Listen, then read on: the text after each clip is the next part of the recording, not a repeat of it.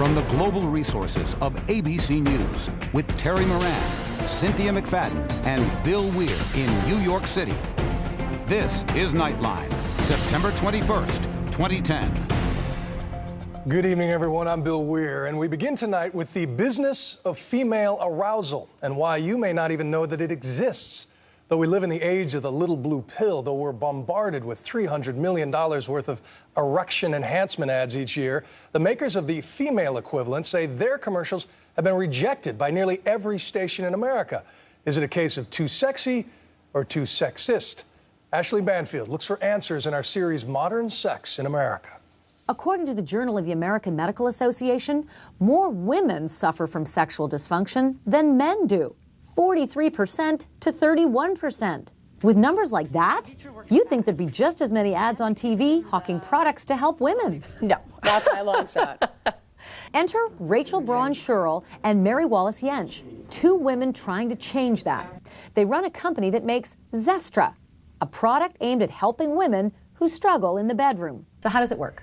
It's a patented blend of botanical oils and extracts that is topically applied, and what it basically does is it increases sensitivity to touch, so a woman feels deep, pleasurable sensations. She feels them more strongly, she feels them sooner, she feels them deeper, she feels them more intense. But is it the magic pill? No, we wouldn't say it's a magic pill. But what it does do is it really is the only product available today that women tell us works for them. Women's sexual dysfunction is not quite as easy to remedy as men's.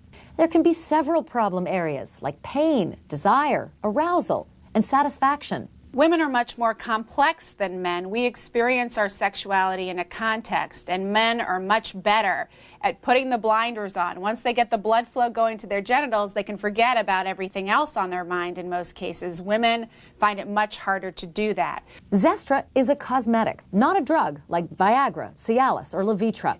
Still, its makers have run 2 placebo-controlled clinical trials suggesting it's 70% effective. So why isn't it a household name?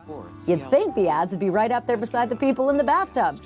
So when the moment is right, you can be ready. There does seem to be, at least on the part of some of the networks and the stations, a real sense of squeamishness about the topics. What is behind the pushback? They tell us that they don't do this category, and what we heard that means, because clearly they are doing that category, is you mean with Viagra and Cialis? Yes, is that I think there's some concern that they'll get pushback from consumers, that there'll be some sort of uproar, that people won't be comfortable with this message. We have come to realize is that what they're really more comfortable with, what society appears to be more comfortable with, is male sexuality. When you first got into the business, did you have any idea that this was what was going to be the tough? It would never have occurred to us. We thought the hard part was going to be talking to our kids about what we do for a living.